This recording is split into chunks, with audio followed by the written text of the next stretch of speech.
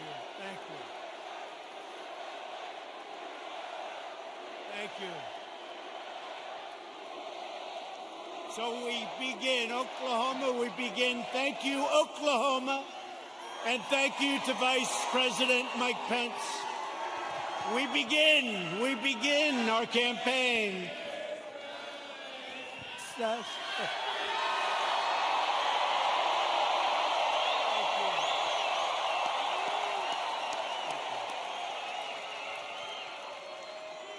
We begin our campaign, and I just want to thank all of you. You are warriors. I've been watching the fake news for weeks now, and everything is negative. Don't go, don't come, don't do anything. Today it was like, I've never seen anything like it. I've never seen anything like it. You are warriors. Thank you. We had some very bad people outside. They were doing bad things. But I really do. I appreciate it. We have just a tremendous group of people in Oklahoma. And I hear from your two great senators and your governor that we're doing very well in Oklahoma. That's the word. That's the word. I stand before you today to declare the silent majority is stronger than ever before.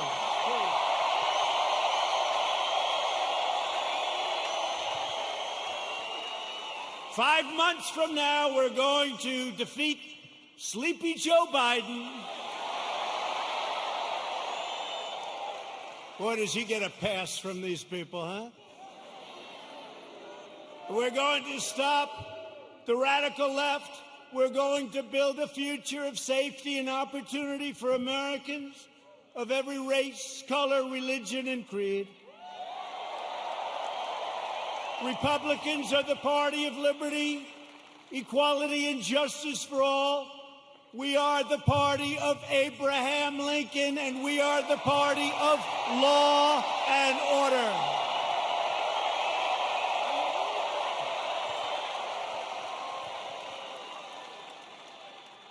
Think of what we've done. We will have close to 300 federal judges appointed and approved by the end of my first time. That's an all-time record. That's an all-time record.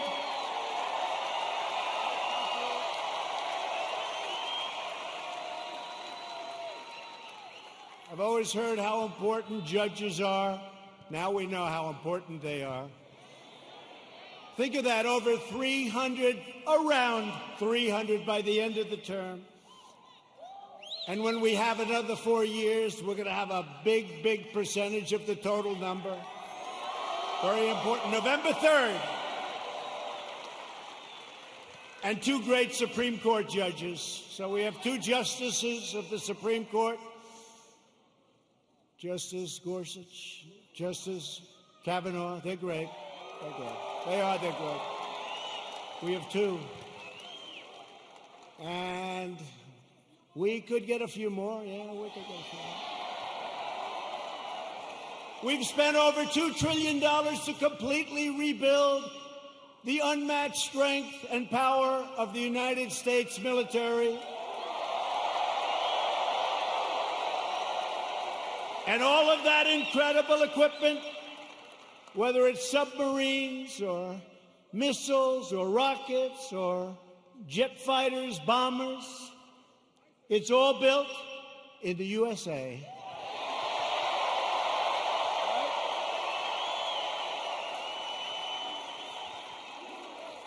We passed VA choice. Thank you very much, Jim. Where's my senator? Jim Inhofe. You better vote for him. He's running. He's great.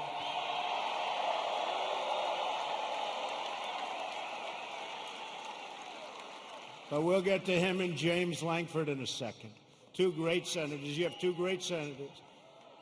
So we passed VA choice.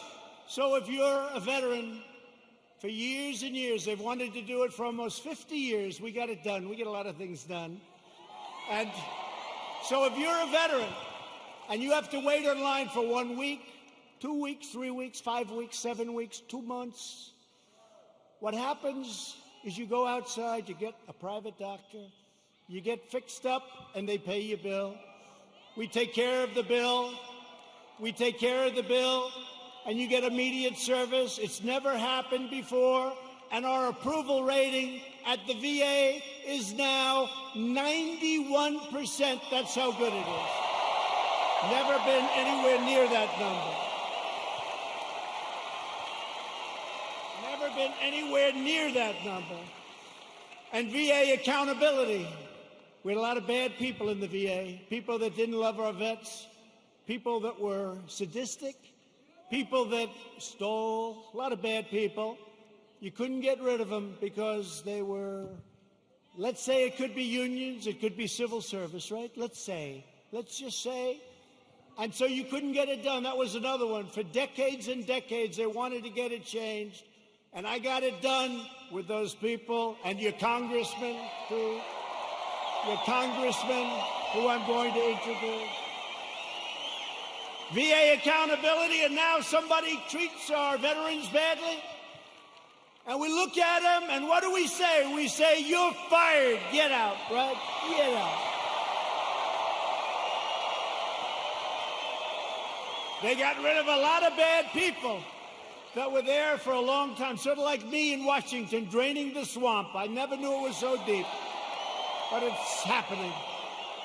It's happening. I never knew it was so deep. It's deep and thick and a lot of bad characters. Thank you. We're lowering the price of prescription drugs, making our allies pay their fair share. They get a big bargain on drug prices, and enacting fair trade deals that finally, after all these years, put America first. I've been saying it for a long time. We passed the largest tax cuts in the history of our country. The Democrats want to raise your taxes. Tell me about that. Tell me about that. I guess I'm old-fashioned. You know, all my life, I heard politicians want to lower taxes, not raise them. If you could lower them, you couldn't lose. The Democrats want to substantially raise your taxes. How do you figure that? How do you figure that?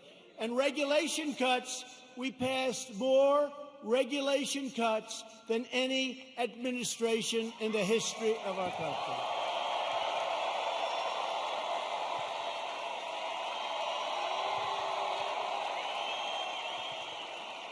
And with the help of our great energy workers, many of them come from the great state of Oklahoma. Do you ever notice that Biden oftentimes gets the state wrong? He's in Iowa, and he says, it's good to be in Idaho. No, you're in Iowa. He's in New Hampshire, and he says, it's great to be in Ohio. No, you're in New Hampshire. That happens to him all the time. Hasn't happened to me yet. You know, when that happens, there's nothing you can do to make up for it. You might as well just walk off the stage because the speech is a disaster. Good. Right?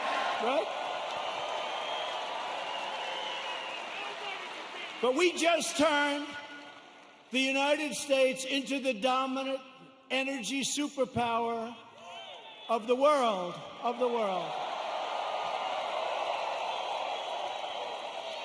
And because of the Chinese virus, what happened about 3 months ago, it looked like we were in big trouble, and we were, and I got it back together. I called Russia. I called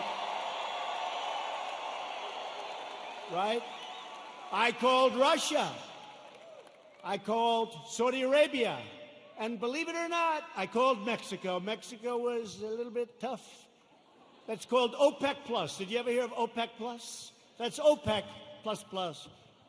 And we got them to do the right thing, and we have our energy back to up almost $40 a barrel, meaning you have an energy business again. Almost $40 a barrel. A couple of months ago, it was 0, and we were going to lose 10 million energy jobs, 10 million jobs. So Texas and Oklahoma and North Dakota and many other states would have been hurt. Now, you think you're going to be hurt there? You try putting AOC in charge of your energy.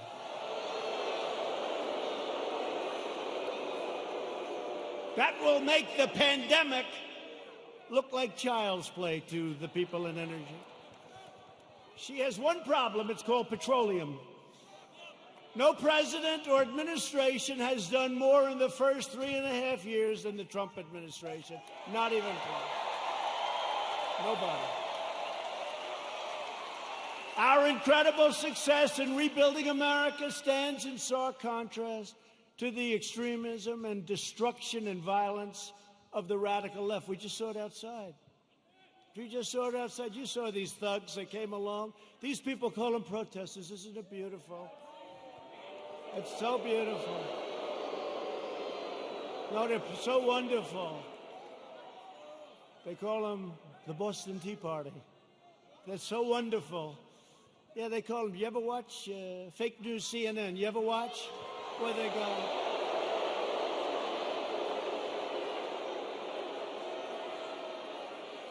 How about the CNN anchor? How about the CNN anchor? You know, did a little shave job in the head, which is fine. And he's standing in front of a building saying things are very peaceful here. And the building is, it looks like the biggest fire I've ever seen. The whole town is burning. It's like the biggest fire. And he said, things are very good here, Anderson. I think it's good. I think it's good. These are wonderful people, Anderson. You ever see that? Looked like the world was coming to an end. And you know, we did something in Minneapolis. After watching for 3 or 4 days, I called. I said, you got to get out. You can't protect yourselves. I got them to take 8,000 National Guardsmen. And in 1 hour, it all ended. And they rode through the next 3 weeks with no problem.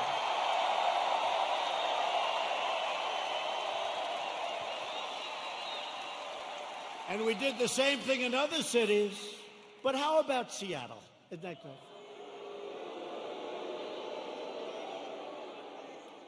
So they take over a big chunk of a city called Seattle. I mean, we're not talking about some little place. We're talking about Seattle. Have you ever been to Seattle?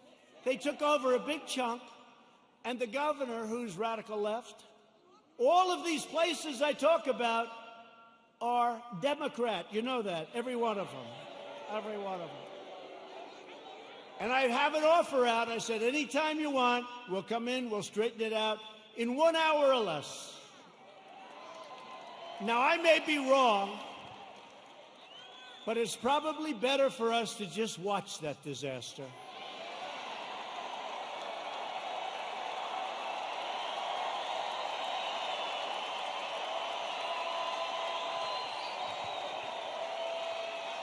I flew in with some of our great congressmen who we're going to introduce in a second, and I said to him, Congressman, what do you think?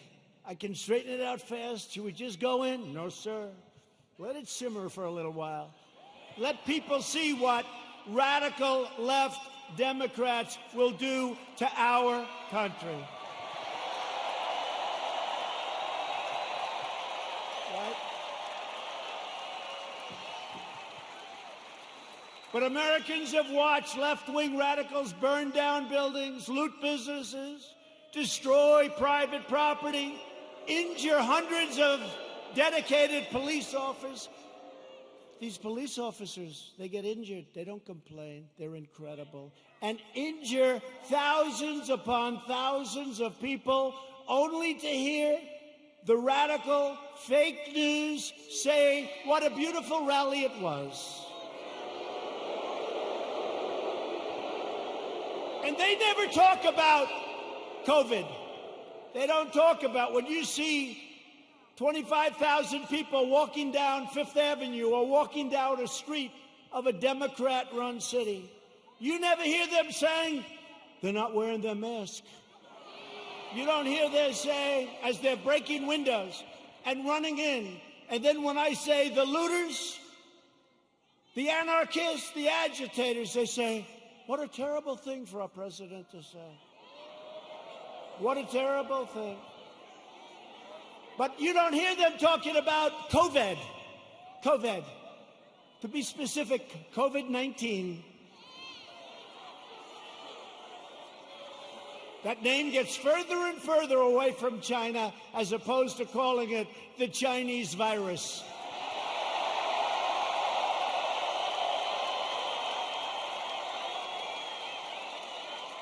And despite the fact that I have done a phenomenal job with it, I shut down the United States to very heavily infected, but all people from China in late January, which is months earlier than other people would have done it if they would have done it at all. I saved hundreds of thousands of lives. We don't ever get even a mention. Then I closed it down to Europe early. Closed it down because I saw what was happening. And by the way, most people said, don't do it. Don't do it. We saved hundreds of thousands of lives. And all we do is get hit on like we're terrible. And what we've done with the ventilators and with the medical equipment and with testing, you know, testing is a double-edged sword. We've tested now 25 million people. It's probably 20 million people more than anybody else. Germany's done a lot. South Korea's done a lot. They called me, they said, the job you're doing, here's the bad part. When you do testing to that extent, you're going to find more people, you're going to find more cases. So I said to my people, slow the testing down, please. They test and they test. We got tests that people don't know what's going on. We got tests. We got another one over here. The young man's 10 years old. He's got the sniffles. He'll recover in about 15 minutes. That's a case. Add up to it. That's a case. That's a case.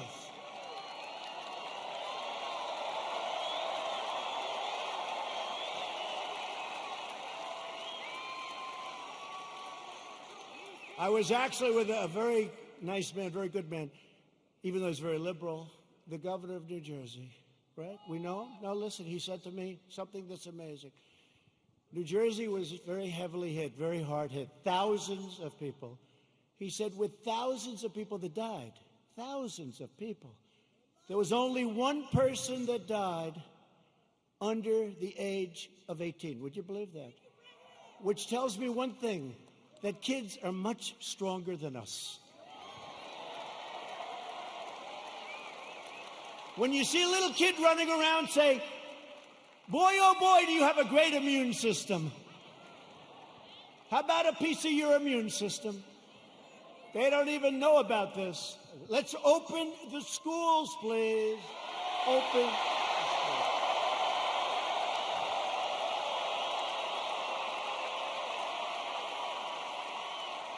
Open the schools. We got to get them open. In the fall, we got to get them open. The unhinged left-wing mob is trying to vandalize our history, desecrate our monuments, our beautiful monuments, tear down our statues, and punish, cancel, and persecute anyone who does not conform to their demands for absolute and total control. We're not conforming. That's why we're here, actually.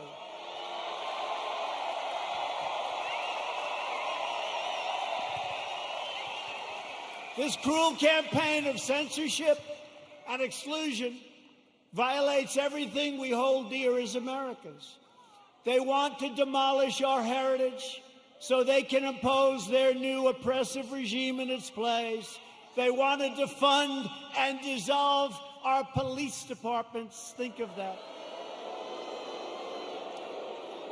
You know, I heard it for the first time 2 weeks ago. I said, well, that one, I mean, they're only kidding. I said, they're not. Minneapolis, you see what's going on? They're not kidding. They got a lot of problems. They'll have a lot of problems. Hey, it's 1 o'clock in the morning. And a very tough, I've used the word on occasion, hombre. A very tough hombre is breaking into the window of a young woman whose husband is away as a traveling salesman or whatever he may do.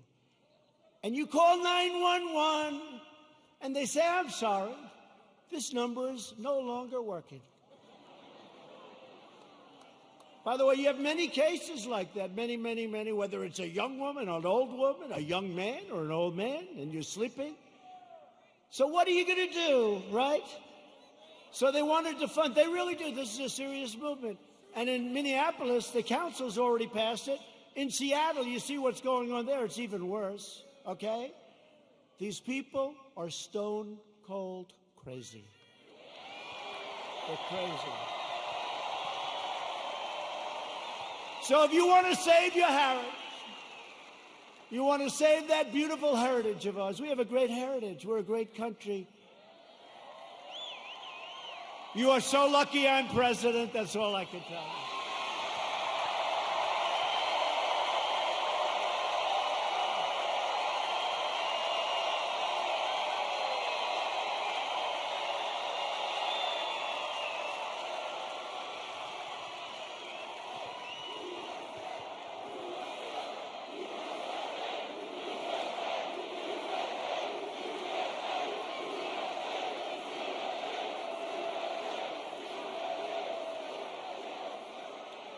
People have come up to me and say, how do you take it? I say, do I have a choice? Do I have a choice? We deal with a lot of bad people, but we're winning. And every once in a while, I'll have one of these days where I'm hit left and right, like even this great event. What if you could have seen outside, or if you could have heard the reports, oh, it's COVID, it's this, by the way, it's a disease, without question, has more names than any disease in history. I can name Kung Flu. I can name 19 different versions of names. Many call it a virus, which it is. Many call it a flu. What difference? I think we have 19 or 20 versions of the name. But they say to me, where do you get the energy? I say, I don't have a choice. I don't have a choice. You know, it was interesting to show you how fake they are. You might have seen it. So last week they called me and they say, sir, West Point, we're ready. I said, oh, that's right. I have to make the commencement speech at West Point. You know, they delayed it for 6 weeks because of COVID. So they delayed it. And I went there. 1,106 cadets were graduating, and beautiful. Right? Beautiful cadets. So, this is just to show you how bad the fake news is. So, they say to me, sir, we're ready to go. I say, let's go. This is after saying hello to a lot of cadets, inspecting little areas of a building that was very exciting. Actually, it's beautiful, very old. Studied a lot of our great generals, some of our presidents that went there. West Point is beautiful, right on the Hudson River. But after an hour, general that runs it is a fantastic guy. After an hour, we land. We do some more inspections, and they say, sir, are you ready? Yes, I am. So we walk like the equivalent of about 3 blocks, which is fine. We go on stage, which is fine. They make speeches, then I make a speech that lasted a long time. I don't know, maybe 45 minutes, maybe longer. I don't know, but a long time. The sun is pouring down on me, okay? But they said to me before the speech, sir, would you like to salute each cadet, each single cadet, or maybe they'll be in groups of 2. Would you like to salute like this? Yes. Like this. Almost 600 times. You know what that is? 600 times!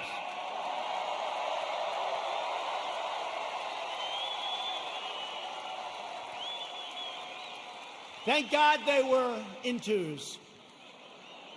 Because let me tell you, you do that 600 times, you go home and you say, it's like a workout without a weight, right? 600 times. So I did that. Then the incredible helicopters, brand new, gorgeous helicopters, the Apaches and the other new ones that we just bought.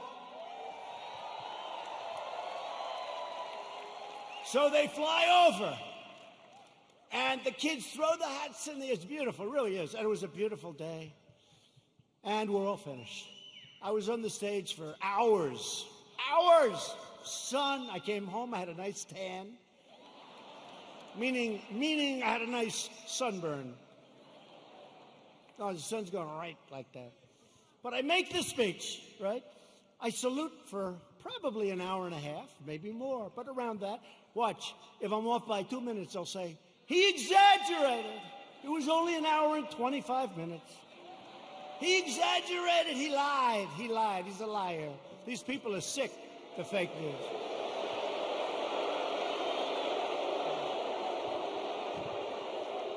So then, I finished saluting, my final salute. I said, thank goodness, thank you very much. But think of it, so essentially almost 600 times. Now, the general says, sir, are you ready? I said, I'm ready, General. Where are we going now? You have to understand, I left early in the morning to get there. Now it's sort of late in the afternoon. A lot of these fakers were with us. So they know. He said, sir, we can now leave the stage. I said, great, General, let's go. I'll follow you. And he goes like this, right here, sir. I'll walk on.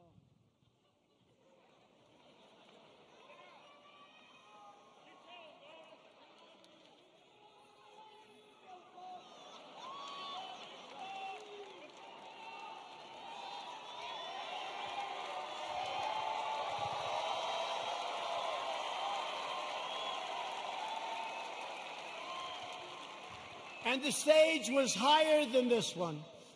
And the ramp was probably 10 yards long. I say, General, now you got to understand, I have the whole Corps of Cadets looking at me. And I want them to love their president. I did this big thing. I love them. I love them. They're incredible. And they do. I said, General, I've got myself a problem, General. Because I'm wearing leather bottom shoes, which is good if you're walking on flat surfaces. It's not good for ramps. And if I fall down, look at all those press back there. Look at that.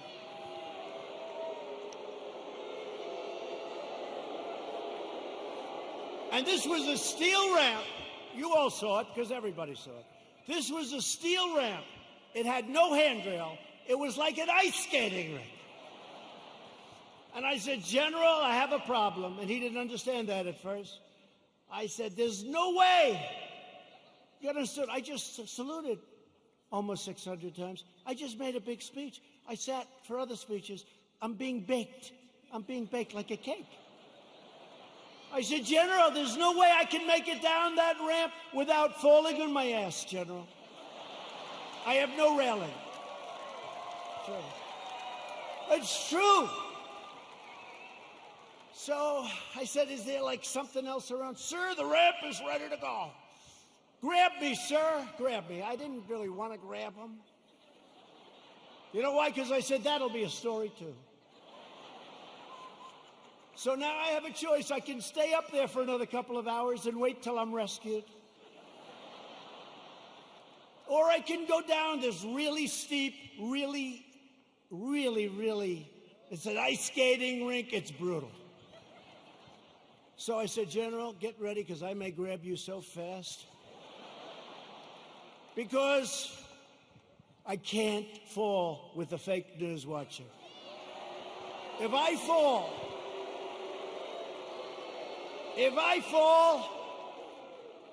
I remember when President Ford fell out of the plane, you remember? I remember when another president, nice man, threw up in Japan, and they did slow motion replays. True, right? It's true. I don't want that, General. Now he's standing there, big strong guy, and he's got these shoes, but they're loaded with rubber on the bottom. Because the first thing I did, I looked at his shoes. Then I looked at mine. Very, very slippery. So I end up saying, okay, General, let's go. I will only grab you if I need you. That's not a good story. Falling would be a disaster. It turned out to be worse than anything. I would have been better off if I fell and slid down the damn ramp. Right? So what happens is I start the journey inch by inch, right? And I was really bent over, too. I didn't like that, you know. I didn't like this picture. This picture, I'm sure, will be an ad by the fakers. So I was bent over, right? And I'm going like this.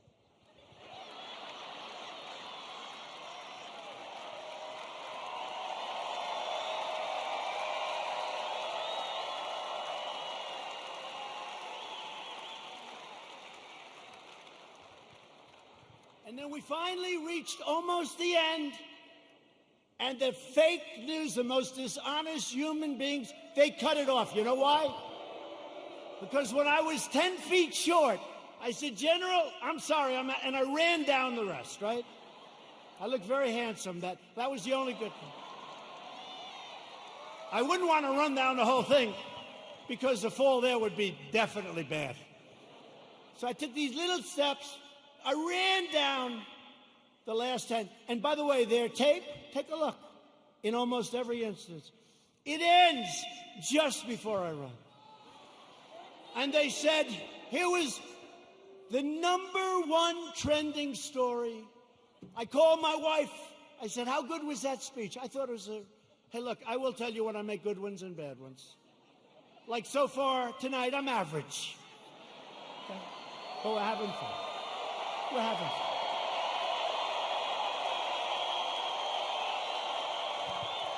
So far tonight. But I called my wife and I said, how good was it, darling? She said, you're trending #1. I said to our great First Lady, I said, let me ask you a question. Was it that good, the speech, that I'm trending #1? Because I felt it was really good. No, they don't even mention the speech. They mentioned the fact that you may have Parkinson's disease. It's true. It's true. It's true.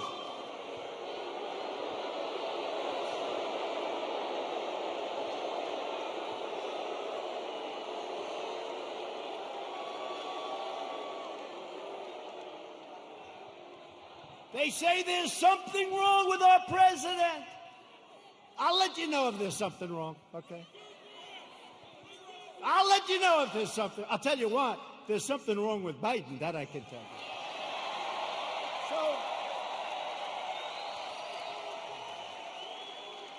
So then my wife said, well, it wasn't only the ramp.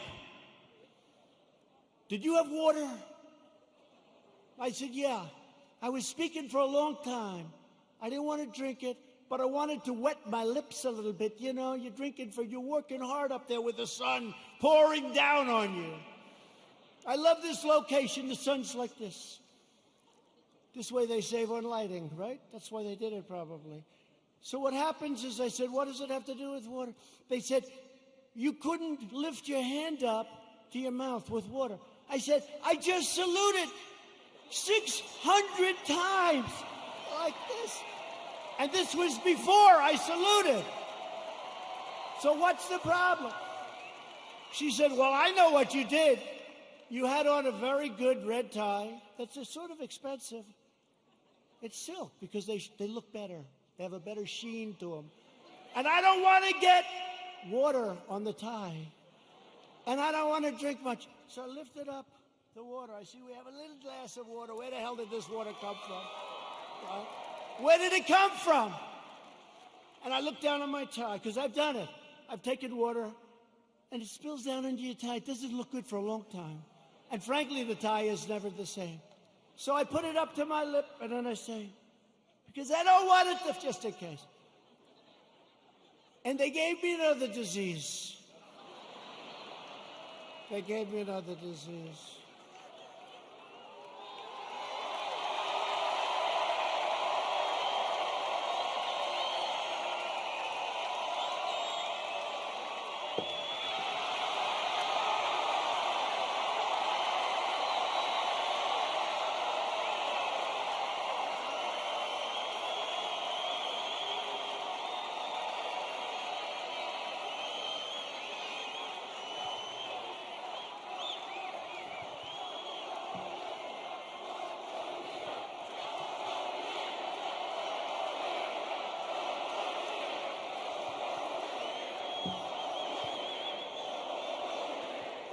Anyway, that's a long story, but here's the story. I have lived with more the ramp than the water, but I've lived with the ramp and the water since I left West Point. Not one media group said I made a good speech or I made a great speech. But the kids loved it because they broke their barrier, which wasn't good in terms of COVID. But they broke their barrier and they wanted to shake hands. They wanted to, and I don't want to tell anybody, but there were a couple of kids they put at the end. I actually shook their hand, okay? I actually shook them. Because they were excited. They were excited. They're with their president. They were excited. The most beautiful young people, men, women, the most beautiful young people you've ever seen. So think of how you feel, you me. I go there. How did I do? Sir, that was a great speech. You know, all my people, sir, that was one of your best. That was great. I said, that's great. I agree. It was a good speech. I like that speech. They don't mention the speech, but they have me going down this ramp at an inch at a time. It's so unfair. It really is. So unfair. They are among the most dishonest people anywhere on earth. They're bad people. Bad people. Okay, that's enough of that. I wanted to tell that story. Does everybody understand that story? The left-wing anarchists tore down a statue of Thomas Jefferson. Now we're getting into the real stuff. They decapitated a statue of Christopher Columbus, except in New York when the Italians surrounded it. They didn't have too much of a chance. Those Italians, I love the Italians. They heard they were going to rip down their beautiful Christopher Columbus, and all of a sudden they circled that thing. They didn't do too well in hurting Christopher, did they? Thank you to our Italian population. We're very proud of you, right? 2 days ago, leftist radicals in Portland, Oregon, ripped down a statue of George Washington and wrapped it in an American flag and set the American flag on fire. Democrat, all Democrat. Everything I tell you is Democrat. And you know, we ought to do something, Mr. Senators. We have two great senators. We ought to come up with legislation that if you burn the American flag, you go to jail for 1 year. 1 year.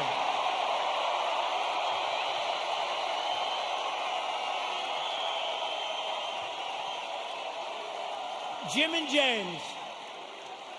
Jim and James. We ought to do it.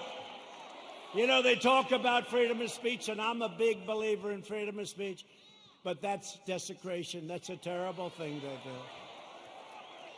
We used to have things. We don't have them anymore because we want to be so open, so everything, and look what happens. We should have legislation that if somebody wants to burn the American flag and stomp on it, but just burn it, they go to jail for 1 year, okay? In Seattle, the Democrat mayor and the Democrat city council have surrendered control of 6 city blocks to an anarchist. These are anarchists. These are not protesters. You listen to the fake news, they say, oh, the protesters were lovely. Could you imagine if people just even slightly to the right tried to take over Seattle? They'd have machine guns out to get them. But these people can take over the city. Look at what they've done to business people that have spent years and years building their business, and now they're wiped out. Take it away. Governor Inslee ought to get his act together, get in there. I'll help you. I'll do whatever you want. I'm waiting for a call. I would love to do it. I would love to do it. It'll take less than an hour, and it'll all be over with, and you'll have your city back.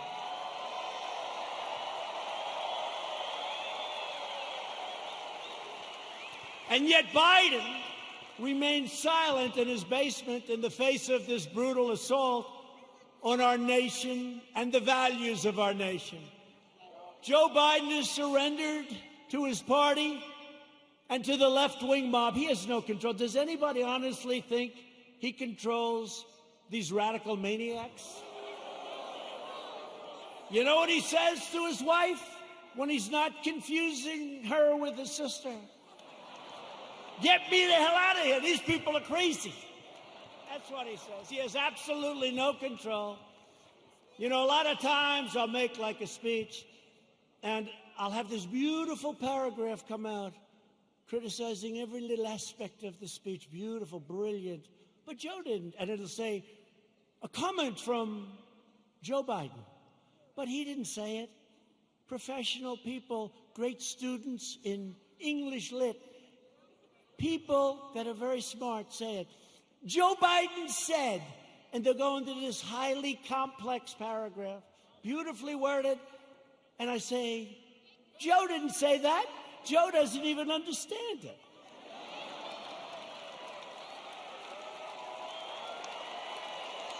And if Biden is elected, he will surrender your country to these mobsters 100%.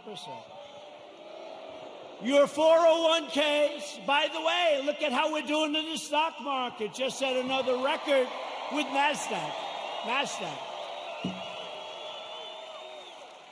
Your 401ks and money itself will be worthless. Your 401ks are doing very well, unless, I don't want to say, if you were stupid, I said, don't sell, don't sell.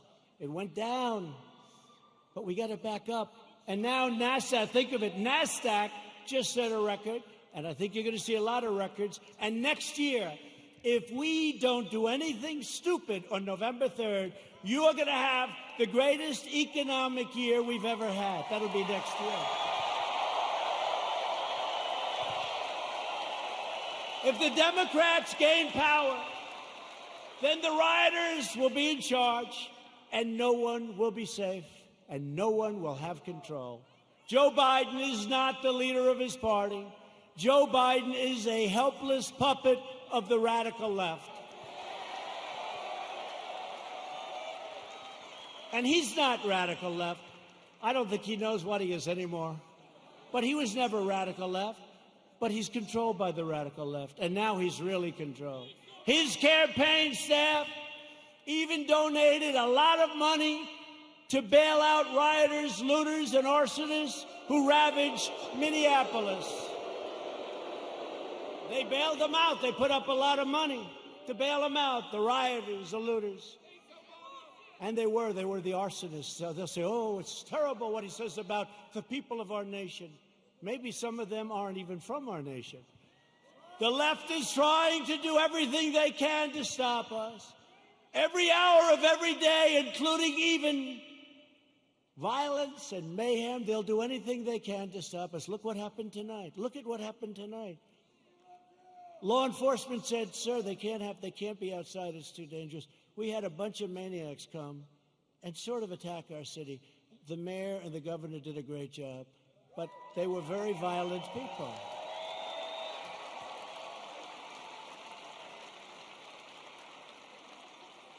And our people are not nearly as violent, but if they ever were, it would be a terrible, terrible day for the other side.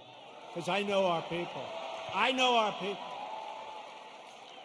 But we will never submit to their threats, and we will never let them destroy our nation. What they did tonight, I saw it on television coming in on Air Force One.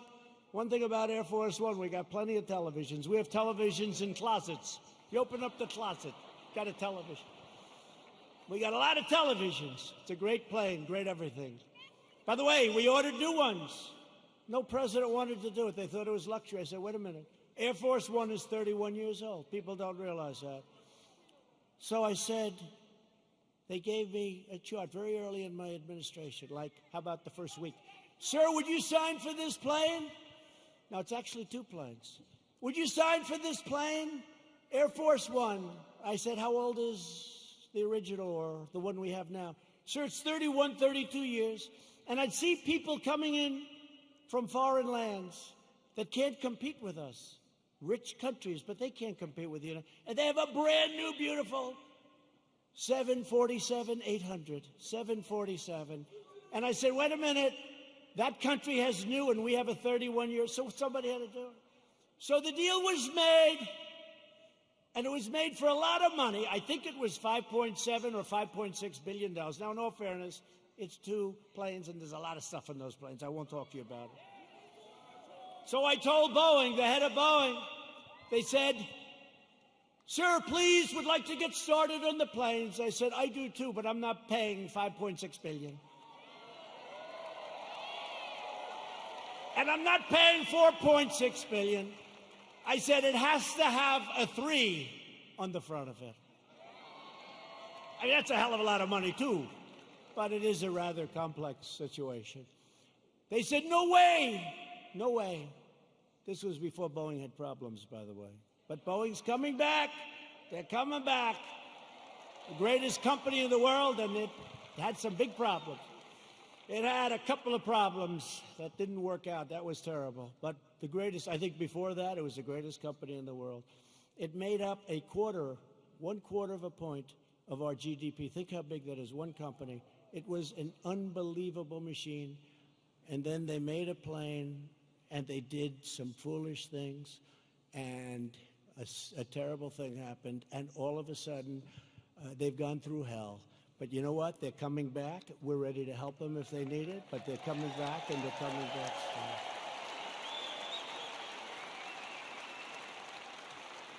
But this was the Boeing before that, and they were riding high, and like I was before this thing came in. But we're still riding high because you know what? On November 3rd, we're going to win. We're going to win.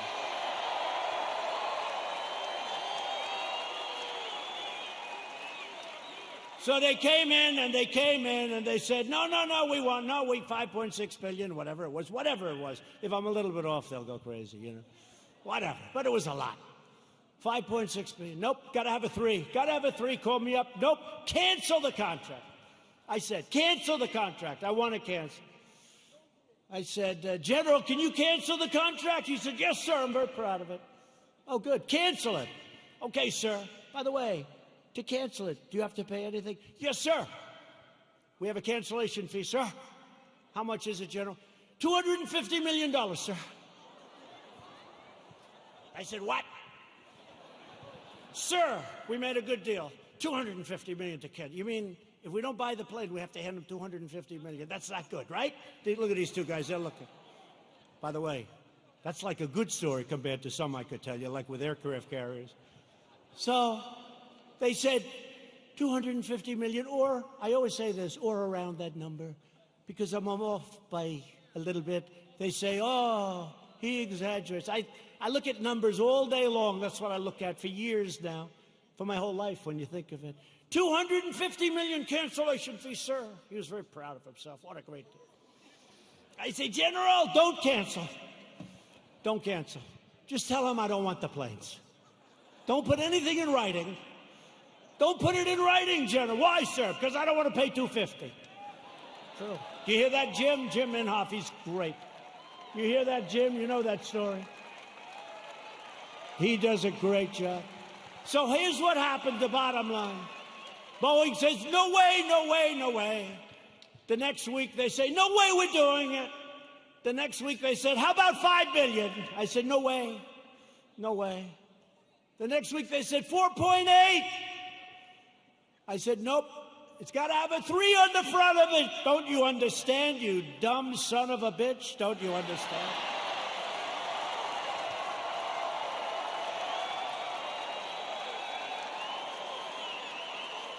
I turned out to be right, you know. Turned out to be right. Nobody gets that? No, got to have a 3. Next day, they come back. 4.5 is our best offer. Nope, I'm not doing it. I'm not doing it. Come back when you're ready. A month goes by, another month, they never heard about it. They never heard from me. They thought I was serious. I was. And they came back at $4 billion. That's a lot of money. But I saved like $1.6 billion or $1.7 billion. Nobody wants to talk about it. Nobody wants to talk about it. When I get foreign nations to pay us billions and billions of dollars. Nobody wants to talk about that. When I take soldiers out of countries because they're not treating us properly, Germany is an example. I mean, I have a German heritage, like some of you. I said, let's get it down from 50,000 to 25,000 because they're delinquent.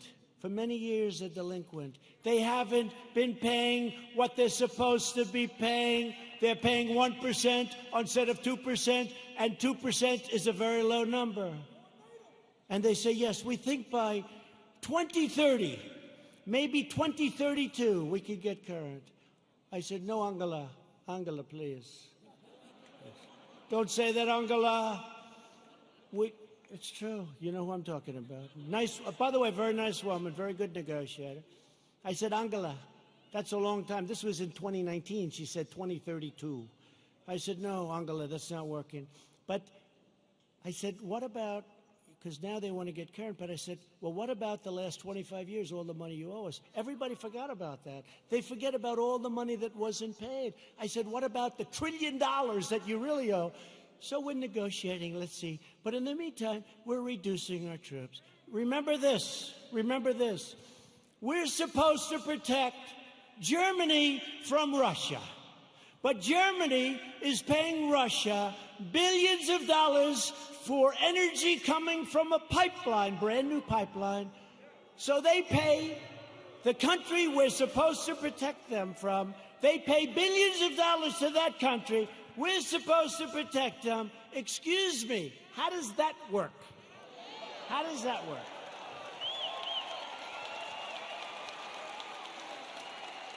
And the great thing is with Jim Inhofe and with James Langford, likewise, when they just said they love you, James.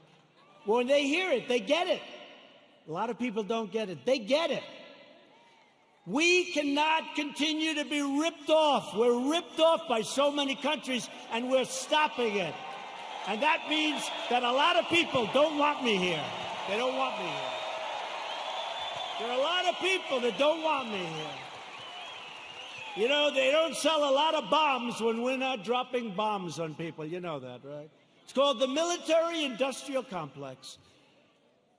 When rioting and looting broke out in our nation's capital, I very quickly deployed the National Guard. I said, get them in. After watching for an evening or two, we stopped the violence and restored peace and order to the streets. And last night, they had a little breakout again. They ripped down a statue that was 110 years old, beautiful piece of art, in front of the police precinct with our radical left mayor watching on television. We're not happy. That's going to be very expensive for D.C. They're always looking for money. We need more money. We always need more money. And then they don't do the proper job. So it's not going to be good for Mayor Bowser. Mayor Bowser. They were heading over to the Jefferson Memorial recently, and they wanted to do damage to our great, beautiful Jefferson Memorial. Not going to happen. Don't worry about it. We have it surrounded with very strong people. The choice in 220 is very simple. Do you want to bow before the left-wing mob, or do you want to stand up tall and proud as Americans?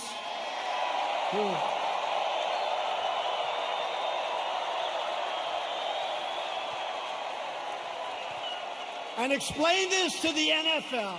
I like the NFL. I like Roger Goodell, but I didn't like what he said a week ago. I said, where did that come from in the middle of the summer? Nobody's even asking. We will never kneel to our national anthem or our great American flag. We will stand proud and we will stand tall.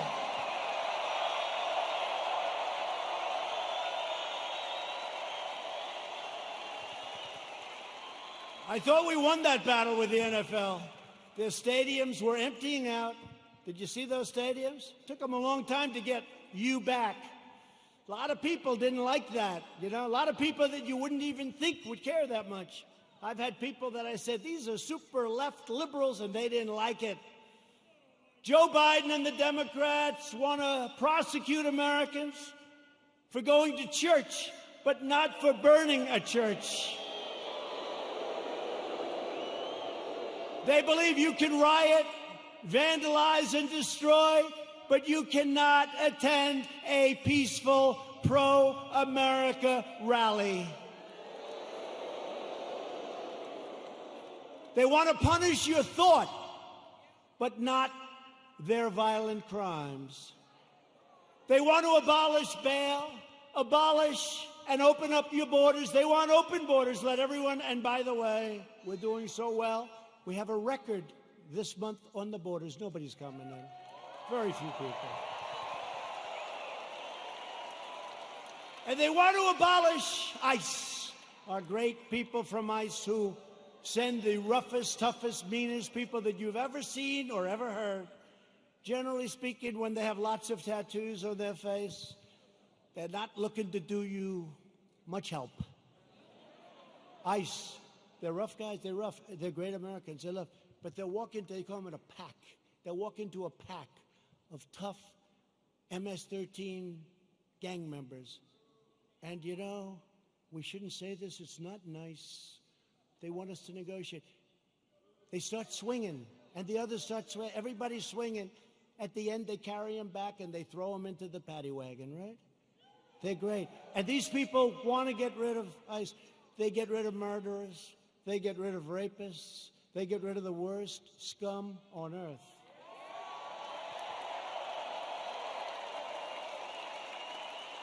And when I called them animals, I said they're animals. And Nancy Pelosi, they cut up a young woman. They cut up a young woman and her friend, cut them up with a knife because it was more painful, dead. Cut them up with a knife because it's more painful, takes longer than shooting a gun. They cut them up. I said, these are animals. And Nancy Pelosi said, these are human beings, they're not animals.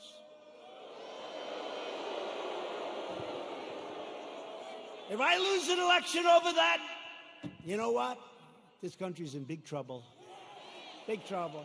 They want to disarm law-abiding citizens and dismantle our police forces while freeing vicious MS-13 gang members. In Joe Biden's America, rioters, looters, and criminal aliens have more rights than law-abiding citizens, and that's true. In my administration, we defend American citizens, and we deport MS-13 members. Or put them in jail if we have to.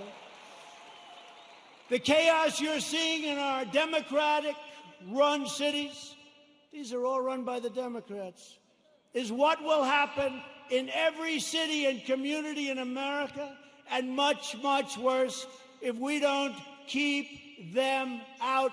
We have to do this. We have to go to the polls on November 3rd, and the rest, you know what to do. You know what to do.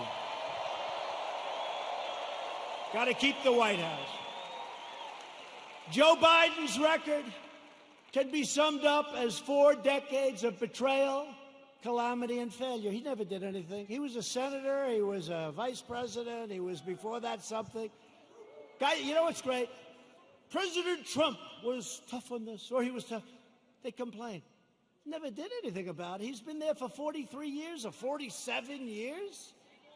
He never did anything about it. Biden supported every globalist attack on the American worker. Let's make every country in the world rich but ourselves, including NAFTA, the disaster of NAFTA. He wanted to go, and TPP would have ruined our automobile industry. Korea, I renegotiated the deal. I took a horrible deal. That was a Hillary Clinton special. That was a Hillary Clinton special. She said, we have to make this deal with South Korea. It's going to mean 250,000 jobs. And she was right. For South Korea, 250,000 jobs. And China's entry into the World Trade Organization was supported by Sleepy Joe Biden. That was one of the worst deals economically in the history of our country. When China joined the World Trade Organization, they were flatlined for decades. They became like a rocket ship. He voted for the war in Iraq. He voted for mass amnesty for illegal aliens. He supports sanctuary cities, and now Biden wants to end immigration enforcement and he wants to require you to provide free health care for millions and millions of illegal aliens, okay? When I took early and decisive action to ban travel from China and protect Americans from the virus, and as I said, Joe Biden opposed my decision and called it hysteria, xenophobia. He doesn't know what the word means, xenophobia, and fear-mongering. And then he apologized a month later. He said he was wrong, but he didn't say it. And they didn't cover it. They didn't cover it. On one of the single most important policy decisions of our lifetime, Joe Biden sided with China over America. That's closing the border. He thought it was a terrible thing. Remember, this was in January. That's early, real early, the end of January. He thought it was a terrible thing when we closed the border to many people that were badly infected with COVID. When the chips are down, Biden will always cave to the radical left. He'll always bow to the angry mob, and he will never protect you or your family, and you know that. Joe Biden will always let you down. That's been his history. At my direction early this year, the heroes of the U.S. military took out the world's top terrorist, the savage killer and leader of ISIS, al-Baghdadi, and the #1 terrorist anywhere in the world, Qasem Soleimani. We took him out.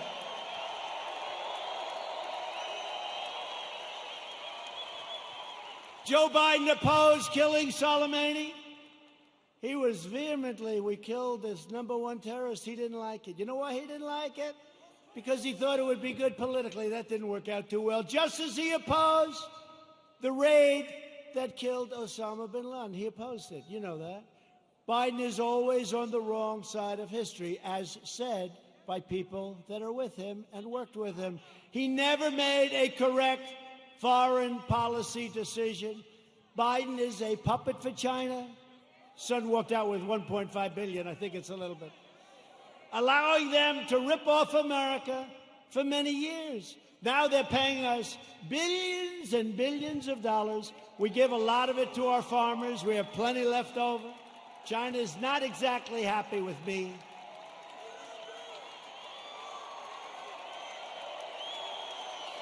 Billions. They pay us billions and billions of dollars, and they targeted our great farmers. And I took the money that they targeted. I took that money, and I gave it to the farmers, so they were even. So they're okay. Are you okay? Come. Doctor, please. Doctor. Thank you. These people, I mean, some of the people are waiting for 5 days, especially in this location, right? You take your time, darling. Take your time. Thank you very much. Take your time. Doctor, thank you, doctor. Thank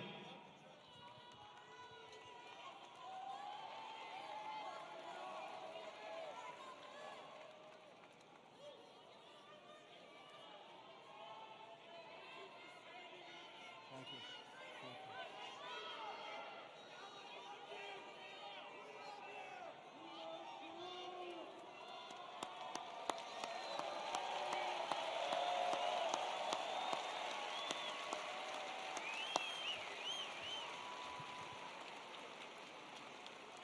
Now, some people wait for 4 or 5 days. It's incredible.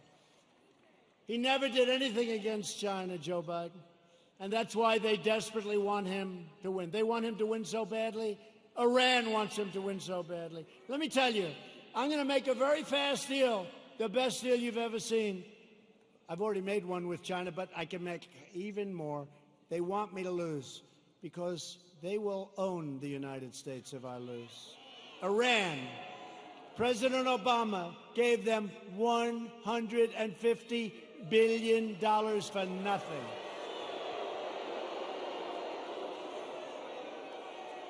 And almost more incredibly, he gave them $1.8 billion in green cash, beautiful cash. And now they're not doing so well, are they? They're not doing so well. Someday we're going to get credit for this, someday. But they are waiting. Iran wants to make a deal so badly. But they're told by Kerry and all these other, they shouldn't, the Logan Act. But they're told by Kerry and all these people, wait, because if Trump loses, you'll own America. You're going to own it. They'll say you own it. So I don't mind. I told them, we can wait. But when I win, you're going to pay a much higher price than if you made a deal now. It's true. True. I told them that. I told them that. And look what happened to Biden in Ukraine, where his son's paid $83,000 a month and he was jobless. Give me a break. $83,000 a month, more than anybody. If Joe Biden were to become president, an emboldened left will launch a full-scale assault on American life. You know that. They'll expel anyone who disagrees with them. Look what happens when you disagree. You use a term that's perfect and they're not happy with it. They call you a racist. They call you a horrible person. They want to crush religious liberty. They don't want religion. Silence religious believers. Indoctrinate your children with hateful and vicious lies about our country. Subsidize late-term abortion and after-birth execution. They want to take away your guns through the repeal of your Second Amendment as sure as you're sitting there. In fact, to even put the big gun grabber, Beto O'Rourke, who made a fool out of himself when he ran for president, they put him in charge of guns. Lots of luck on your Second Amendment. Just remember I said it. Hopefully you won't have to think back about it too much, because it won't matter. Hopefully it won't matter. No, Beto O'Rourke, who wants to give up guns, is in charge of the Second Amendment. The Dems will also eliminate private health insurance, ban fracking, that's not good, and American energy will be in a position of weakness like it's never been before, and that's after we built the greatest energy country anywhere in the world by far. And they want to appoint Supreme Court justices who will utterly obliterate your Constitution. And you now see how important the Supreme Court is. Think if we didn't have two justices that I think have been very, very, very good. But think how important it is. Think how important it is. And we still, I guess it's, I don't know if it's an equal court. It's almost like we're a minority court, right? It's almost like we're a minority court. The recent Supreme Court cases prove that if Joe Biden is elected, he will stack the court with extremists and the forgotten men and women. Together with everyone else, we'll lose everything. The forgotten men and women. I campaigned on the forgotten. These are great people. These are substantial people. These are the elite. By the way, you're the elite. They're not the elite. You're the elite. They said, somebody 2 days ago said, sir, the elite are really working hard on trying to destroy you. I said, yeah. Why do you call them the elite? I said, why? Well, they're not elite. I look better than them. Much more handsome. Got better hair than they do.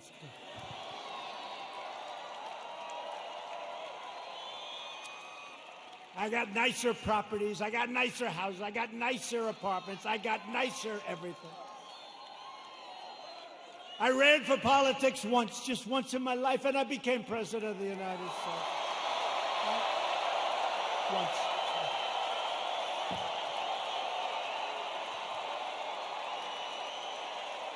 Just once. And hopefully, if you get out and vote, we'll do it one more time. We won't even toy with them about 3 or 4 more times. We won't. We'll do it one more time. will be 2 for 2, and our country will never, ever be stronger.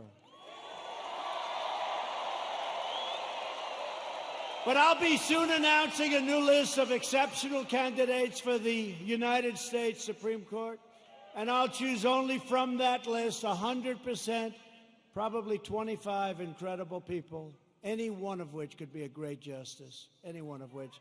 And I did it last time, and people loved when I did it, and I'll only pick from that list. Biden can't release his list because the names would be too extreme, too radical. They wouldn't be acceptable, but they will be very radical people. People don't understand, but we actually won on DACA yesterday. We actually won because they basically said, you won, but you have to come back and redo it. It's almost like, gee, come on back, your paperwork was no good. But we're going to be refiling, but don't let it get you. Everything's going to work out really good. Everything's going to work out good. It was great. I mean, it would have been nice if we won it. Everybody said, oh, you're going to win DACA. You're going to win DACA. That's easy. You got to win DACA. That's easy. They all said it. And they came back and they said, we don't like what you did with your paperwork, essentially, right? So we're refiling it. Most people would say, oh, we lost. We didn't lose. We're going to refile it. And everything is going to work out for the young people, most of whom aren't so young anymore, by the way. But we're going to work it out for everybody. Biden is fully controlled by the fringe of his party. He is their pawn. He doesn't even know where the hell he is, let's face it. He installed socialists, Alexandria Ocasio-Cortez, to be in charge of his environmental policy and his energy. You can forget petroleum. How does Oklahoma feel about being petroleum-free? Not good, right? Our country will have no energy. Our country will have nothing.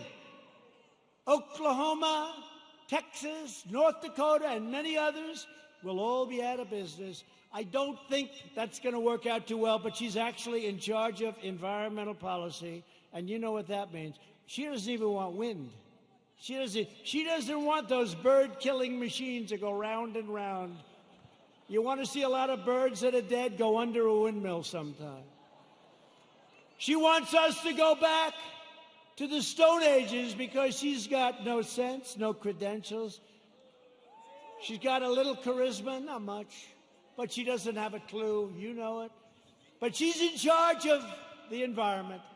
No airplanes. We can forget Boeing, I guess, come to think of it, right? We talked about Boeing. We could forget Boeing. Let's cancel those brand new Air Force Ones, right? Likewise, Representative Ilhan Omar. Ilhan Omar is going to be very much involved in a Biden government. They will put this hate-filled, America-bashing socialist front and center in deciding the fate of your family and deciding the fate of your country. I don't think so. She would like to make the government of our country just like the country from where she came, Somalia. No government, no safety, no police, no nothing, just anarchy. And now she's telling us how to run our country. No, thank you. And I think we're going to have a big victory in the state of Minnesota because they've had it. They've had it. Biden is a very willing Trojan horse for socialism. When Biden first ran for president over 33 years ago, remember I used to call him 1% Joe. He never got more than 1%. Until Obama took him off the trash heap. But he blatantly copied the speech of a British politician, even ripping off the man's personal biography and family history and claiming it was his own. He forgot to say he was born in America. Joe Biden is a shameless hypocrite. Since 2003, he has delivered fawning eulogies to the funeral and at those funerals of 3 leading supporters of segregation, including a former member of the KKK. And yet Biden is now smearing as racist tens of millions of people like yourselves, decent, hardworking Americans who he's never met, and he frankly probably doesn't want to meet. America should not take lectures on racial justice from Joe Biden, Sleepy Joe. A man who praised and partnered with segregationists, shipped millions of black American jobs overseas, and everyone else's jobs too, by the way. If I didn't come along, we're building auto plants, we're building everything. And there's never been a comeback like we're making right now. Never been. He hollowed out our middle class, including our black middle class, with open borders, trapped young children in failing government schools, built cages. Those cages were built by Obama and Biden. Look it up, 2014. And the fake news doesn't want to. Remember the picture of a cage for children. Remember the picture of the cage? And they said, President Trump. And then they realized that was in a newspaper, 2014, the same. Built by Obama and Biden, the cages. And they don't want to report the way it is. They know the way it is. They're not stupid. They sent young boys to fight in Iraq while the inner cities crumbled, helped the big banks while hammering community leaders, and made our cities less safe and secure for all. They've done a terrible job, and they shouldn't be awarded. They should not get rewarded with an election victory on November 3rd. That shouldn't happen. It'll destroy this country. Our country will be destroyed. We've all worked too hard. They don't know what the hell they're doing. Some do, actually, but in a very sinister way. Virtually every policy that has hurt black Americans for half a century, Joe Biden has supported or enacted. I've done more for the black community in 4 years than Joe Biden has done in 47 years.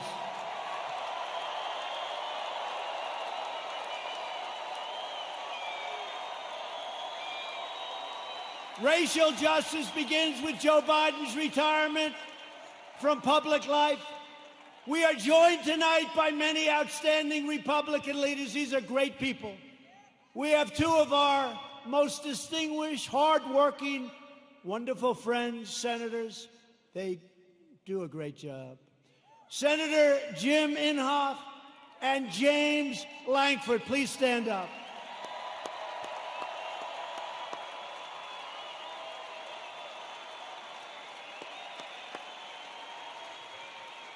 Two very respected, I will tell you, 2 very respected people in Washington. They're respected by everybody. They do some job, and I'd have you come up, but you can relax. I will say this.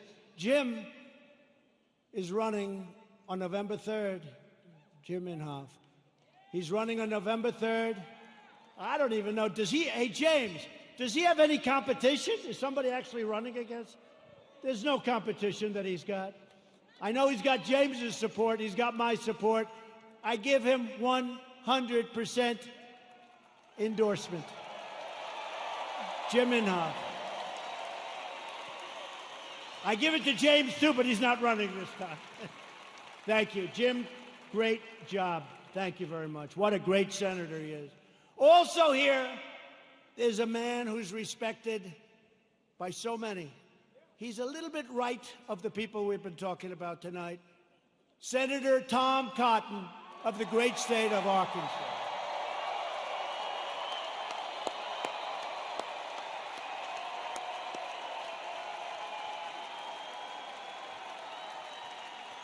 Thank you, Tom. They like you people. Thank you, Tom. Great job you're doing.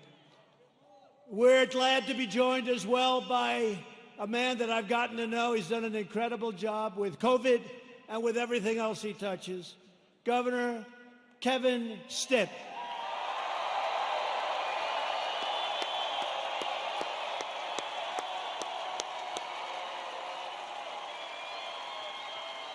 Thank you both. Thank you both for being here. Thank you. Lieutenant Governor Matt Pinnell. Thanks, Matt. Thanks, Matt.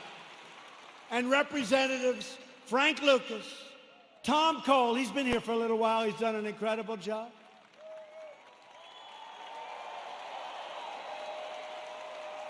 Mark Wayne Mullen, you don't want to fight with him. I want to put him and Jim Jordan in a match together. I want to.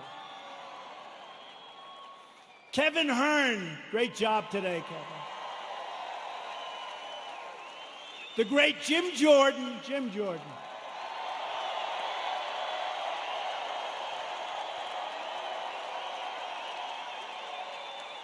Elise Stefanak.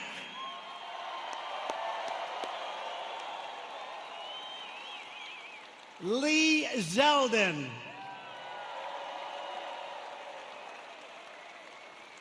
Tom Emmer. Tom, thank you. These are warriors, folks. These are great warriors. During the fake impeachment trial, I'll tell you what, there was nobody that could have done the job they've done. That includes the Senate and the House. These people are incredible. David Kutzoff. David.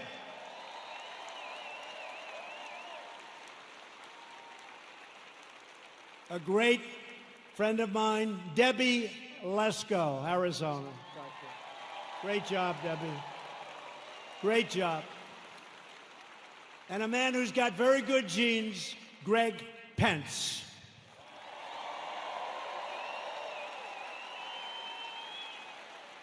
Thank you all. Great job. They're great people. They are. They're warriors. I'll tell you what. Not every person is, but this group is, and we have a lot of them in Washington. And we'll send Jim Inhofe back, and we'll send all of them. You'll send every one of them. They have to come back because they have been fighting for us, and they've been fighting for you, and they are just incredible, talented, tough, strong people that love your state a lot. So thank you very much. So we built the greatest single economy in the world. And then we say, not only the world, but actually in the history of the world, and they never even challenged me, so I guess I'm right. We did it. We had the best numbers anybody's ever had. We had the best employment numbers. African American, Hispanic American, Asian American. The best employment numbers in history. The best stock market numbers in history.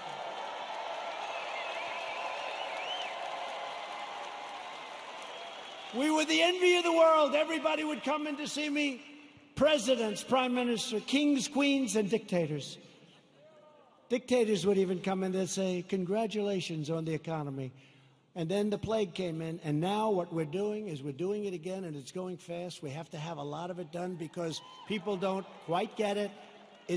We're doing record business. It's happening at a level and a speed that nobody can believe. 2 weeks ago, job numbers came in. The single biggest number in the history of our country. Last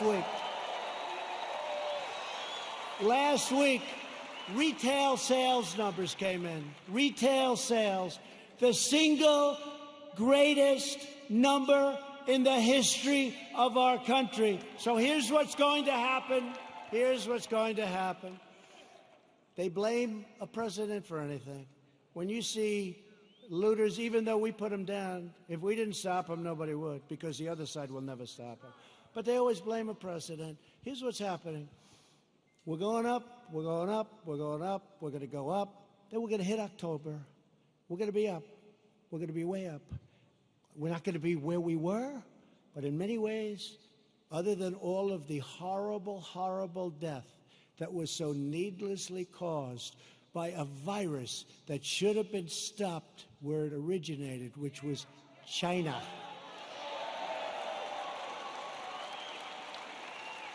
But we're going to go up, up, up, up. August, September, October, and people are going to say, man, this guy's doing a good job. He knows what he's doing. I don't believe the fake news anymore. And you're not going to want to lose your 401ks, and you're not going to want to lose all of that wealth that you've accumulated, whether it's real estate wealth or any wealth you can think, because it'll all come tumbling down if these people are put in charge, and if they double and triple and quadruple your taxes. It'll be a whole different ballgame. So I'm not putting any pressure on anybody, but in the end, we're going to have a phenomenal economy. And next year, we're going to have a good third quarter. But next year, and I said it before, will be the single greatest year economically that we've ever had, okay?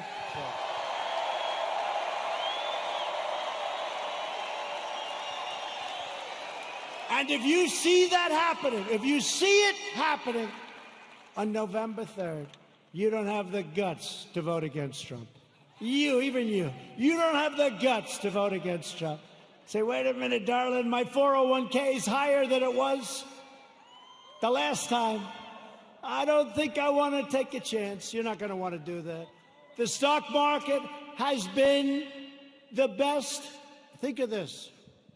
Go back 1 week and go back 50 days. In that 50-day period, it's the strongest 50 days in the history of the stock market. Think of it.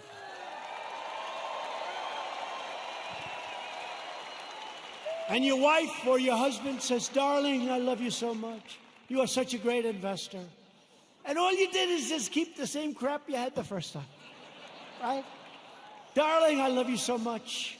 You've always been a loser. You've always lost money. But now under President Trump, you're one of the greatest financial minds in our country. And all you did was keep your stock. Now, if you think you're going to run against, oh, they're going crazy. They want the stock market to go down, even if it costs them money. They want the stock market to go down, even if it costs them money. And they don't even know why. You know what? They're smart and they're vicious, but they don't know why. I'm telling you, they don't know why. What's wrong with having the strongest military brand new in the world all built here? What's wrong with having these great economic numbers? What's wrong with having to close it down? We saved millions of lives. You know, a lot of people say we should have gone herd. Let's go herd. Ask him, how are they doing in Brazil? He's a great friend of mine. Not good. You heard about Sweden, right? 2 months. Ask him how they doing in Sweden. We saved millions of lives, and now it's time to open up, get back to work, okay? Get back to work. I recently signed groundbreaking criminal justice reform. I secured record and permanent funding for historically black colleges and universities. We slashed regulations and passed massive tax cuts to give black workers a pay raise like they've never, ever gotten before, and lift up black-owned businesses. And I worked closely with a great senator also, friend of theirs, Senator Tim Scott, South Carolina, to create opportunity zones, which are doing incredibly. And since then, countless jobs and $100 billion of new investment, not government investment, have poured into 9,000 of our most distressed neighborhoods anywhere in the country. 9,000. Never happened before. Tim Scott. Today, I'm also announcing that I have directed Secretary of the Interior David Bernhardt to place the John Hope Franklin Reconciliation Park here in Tulsa on the African American Civil Rights Network. So many of my friends have been asking me to do that. So many of my friends, including these great politicians. So we're going to do that. It'll be done very quickly. We will forever remember and honor the courageous people who helped build this state and this country. Democrats are stoking division in order to distract from their decades of failure on schools, jobs, housing, justice, and crime. In major city public schools run by Democrats, over 2/3 of students are falling behind in reading and math, and I think the numbers are worse than that. But Democrats would rather deny these children the future they deserve than allow them to attend the charter, public, private, religious, or independent schools of their choice. Pro-choice. Pro-choice. Pro-choice for schools. It's very popular, but some people it's like a disaster because what it does to certain unions that have a lot of power over the Democrats, even though they know it's wrong. Republicans believe access to education is a civil right. It's a civil right. 20 of the most dangerous cities in America are controlled by Democrats. Think of that. 20 of 20. And so is nearly every major city with a child poverty rate that's over 30%. They're controlled by Democrats. We can name every one of them. The murder rate in Baltimore and Detroit is higher than El Salvador, Guatemala, or even Afghanistan. How are they doing, the Democrats running those cities? Your whole country will be like that. In 2018 alone, our police arrested nearly 12,000 people for murder and manslaughter, 25,000 people for rape, and nearly 1.5 million for assault, violent assault. The Democrats' push against our police will drive up crime and drive up costs at levels you'd never believe. Thousands of innocent lives will be lost. As president, I will always support the incredible men and women of law enforcement.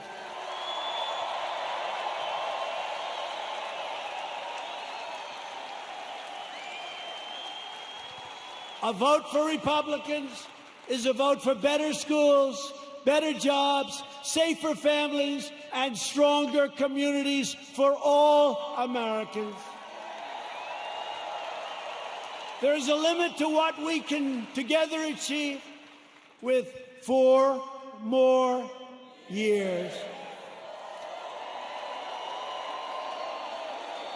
With your help, we will lift millions of our citizens from welfare to work, dependence to independence, and poverty to prosperity. That's what's happening. That's what's happening. And that was happening at a level that nobody ever thought they'd see. It was happening before this COVID came in. It was happening at a level that nobody believed possible. And then China sent us the plague. Thank you very much. We will protect Medicare and Social Security for our great seniors, and will always protect patients with pre-existing conditions, always, always. We will appoint more judges to interpret the Constitution as written. We will end deadly sanctuary cities. We will finish the wall, which has now 212 miles built and beautiful. 212 miles, that's a lot of miles. And let me tell you, you think that was an easy one? That was a tough one. That party was totally unified against building the wall. You know, in the end, they gave up. You know what happened? They realized it was a bad issue for them because these open borders, I love when they fight for open borders, because anybody that wants an open border coming in from rough areas, there's something wrong with those people. So did you notice in the end, it was like, just leave us alone, build your wall, just leave us alone. I said, thank you very much.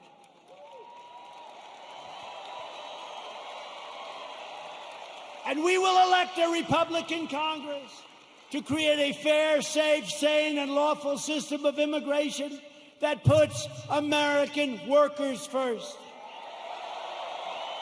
We will revitalize our cities, and we will build gleaming new roads, bridges, tunnels, and airports all across our land. We will enact new trade deals that result in more products proudly stamped with that beautiful phrase, made in the USA. It's so beautiful, so beautiful. Made in the USA. That's happening too. We have so many plants coming into Michigan and so many other states. We have car plants coming in. Would have never come if I wasn't president. Would have never come. We will become the world's premier pharmacy, drugstore, and medical manufacturer. That's already started. We're bringing it back.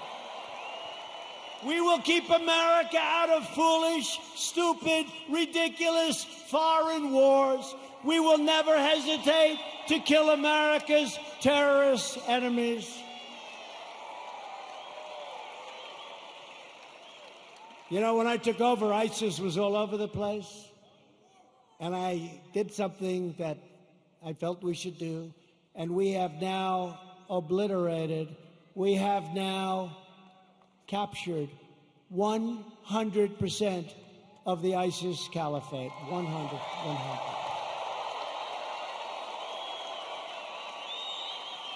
And like our depleted military when I took over, like our empty shelves medically when I took over, like all of the things that when I took over, it was a mess. We have done a job. You had to see what ISIS was doing.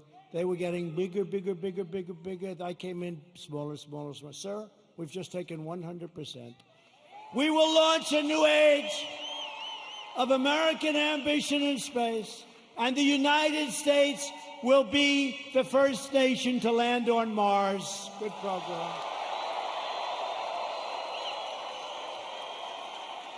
You saw the beautiful rocket 3 weeks ago go up. Beautiful. We will defend privacy, free thought, free speech, religious liberty, and the right to keep and bear arms.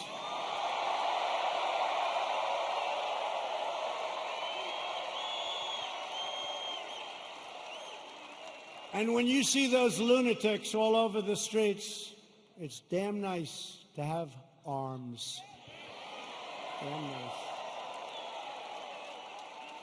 Interesting how all of a sudden people understand it, right? You couldn't sell it. Now people understand it. The right to keep and bear arms will protect your Second Amendment. Above all, we will never stop fighting for the sacred values that bind us together as one America. We will support, protect, and defend the Constitution of the United States. We uphold the principle of equal justice under the law. We believe in the dignity of work and the sanctity of life. We believe that faith and family, not government and bureaucracy, are the true American way.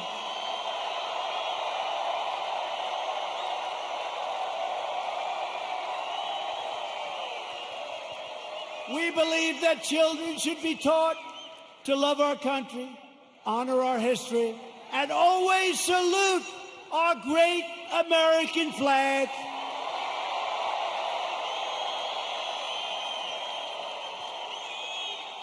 And we live by the words of our national motto, it will never change. In God we trust.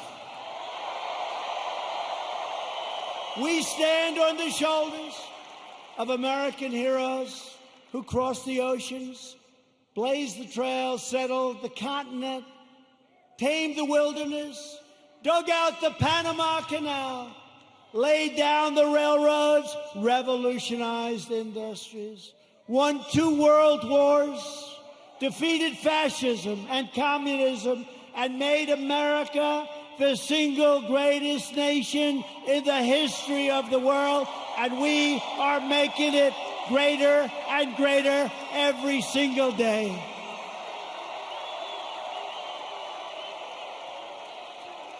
Proud citizens like you help build this country, and together we are taking back our country.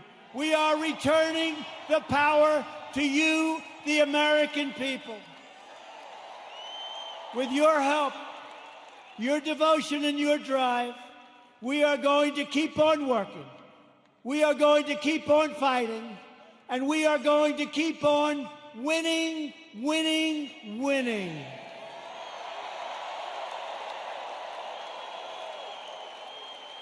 We are one movement, one people, one family, and one glorious nation under God.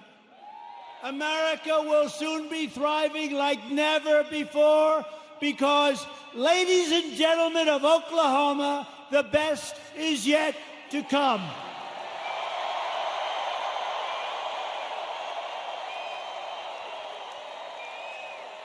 Together we will make America wealthy again. We will make America strong again. We will make America proud again. We will make America safe again. And we will make America great again. Thank you. Thank you, Oklahoma. Thank you.